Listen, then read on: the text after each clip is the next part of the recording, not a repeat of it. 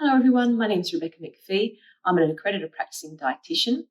Firstly, thank you to all those who posted nutrition-based questions on the members forum. To help answer your questions, I'm creating a couple of short videos, and the first topic to discuss is providing ideas on how you can make healthy choices when dining out in restaurants and cafes. So before I provide any tips, the first most important point to remember is if you don't eat out often, so you only go out for your birthday or a couple of times a year, then enjoy what you like off the menu. Just because you've got diabetes does not mean you can't enjoy yourself. However, for most of us, we do eat out more often, particularly during certain times of the year. For example, the festive season, I tend to eat out more than once a week, and that's where you definitely can apply some of these nutrition-based strategies. So the first one is before you even set foot in the restaurant or cafe, do your research. And what I mean by that is go on their website and have a look to see if they have their menu there. And that means you can take your time to make a healthy choice.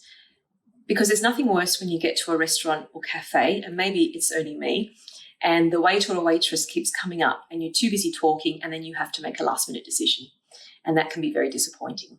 So looking at the menu, scanning it in the comfort of your own home will help you make an informed choice. So then you have the idea in your head, and then you can talk and enjoy yourself when you get to the cafe or restaurant. The other point is when you walk into the cafe or restaurant, scan the room, have a look around of what people are eating. Are the portions big? Are their plates just piled with chips? If you're dining out for breakfast, what's the bread like? I always look at the bread because sometimes they can say it's authentic sourdough and it's just big, thick, fluffy white bread. So are the bread portions very big? So have a look around.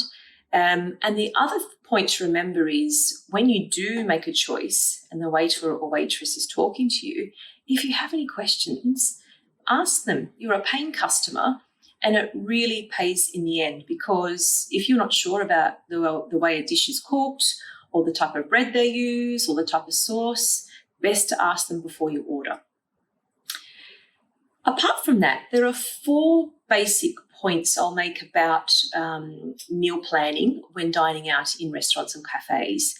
And the first most important macronutrient to really discuss is our carbohydrates, because we know that's what impacts our blood sugars. So it's not about no carbohydrates, it's just being carb smart. And really what you're looking at is the quality and quantity of carbohydrates. For example, I mentioned bread before. If you're ordering a burger, for example, and you've noticed that the burger buns are really thick and big, you can do 2 things. First of all, if you're not interested in the bread, you could ditch the bun altogether and just ask for extra salad. Or what I tend to do is take the top of the bun off and put that to the side and just have one side of the bun. So you're getting some carbohydrate which will fill you and it tastes good, but you're not having too much. The other point to make as well is if you're eating eggs at breakfast, if you find that the bread is very thickly cut, perhaps ask for just 1 slice. Or again, if you're not interested in the bread, if you don't think it looks very good, maybe order a few sides of vegetables. If you're dining out in an Italian restaurant with pasta, if the portions are quite big, you could potentially go for an entree-sized portion of risotto or pasta. And this is the same in Asian restaurants too. And if you're having the pasta or risotto, you could have a salad on the side. The other thing you could do, and I do this with my husband, and it's only because when he orders something, allegedly, I like to eat off his plate and try. So what we do is we order 2 meals. So we'll have always have a pasta-based meal, and then we'll order like a protein-based meal with vegetables. So we're sharing the pasta. You're getting half the carb load, but also you get to taste what they're choosing as well. And the other point to make about carbs is potato. If there are a lot of chips, like I've mentioned before, if you're not a fan of chips, maybe ditch the chips and ask for extra vegetables or a potato. Or if you really do like chips, it's a special occasion, you could order a smaller portion or share with the person you're dining with.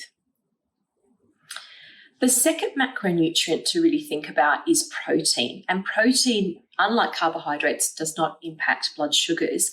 And it also contributes to satiety, that feeling of fullness. And that's really important if you find that you're a bit of a grazer in restaurants and you find it hard to control appetite, is potentially order a protein-based dish. And that could be something like a steak, 250 grams, not too big. Often steak can be served up to around 400 grams. So go for the smaller portion, 250 grams. You could go for some fish or potentially chicken and order some vegetables with that. If you're dining out for breakfast, go for some poached eggs. They are very filling, and then order some sides of veggies and, as I said before, maybe a slice of toast.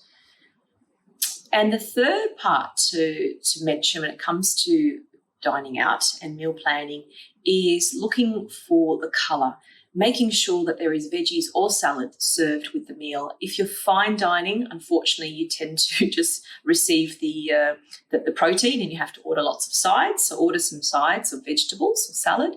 If you're not wanting to have so much of the carbohydrate, like I said, order extra veggies or salad. If you're ordering pizza, try to add extra veggies to the pizza rather than a meat lover's pizza, which tends to be quite high in fat. The other thing you can do, and there's research to back this, is to start the meal with a vegetable-based soup.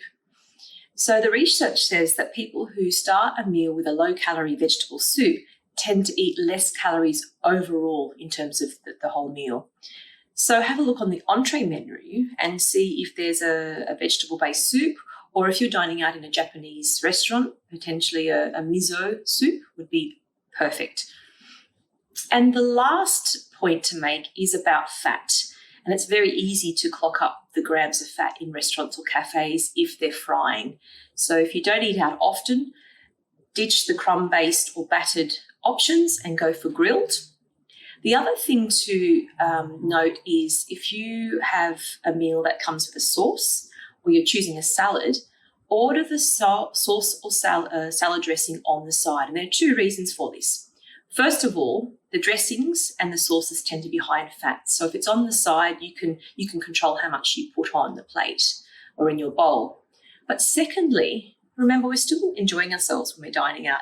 There's nothing worse, and this has happened to me many times, there's nothing worse when you receive a salad or a meal and they drown the meal with the sauce or dressing and you don't even like it. And that's spoiled the whole meal. So having the sauce or dressing on the side gives you a bit more control and you can still enjoy it.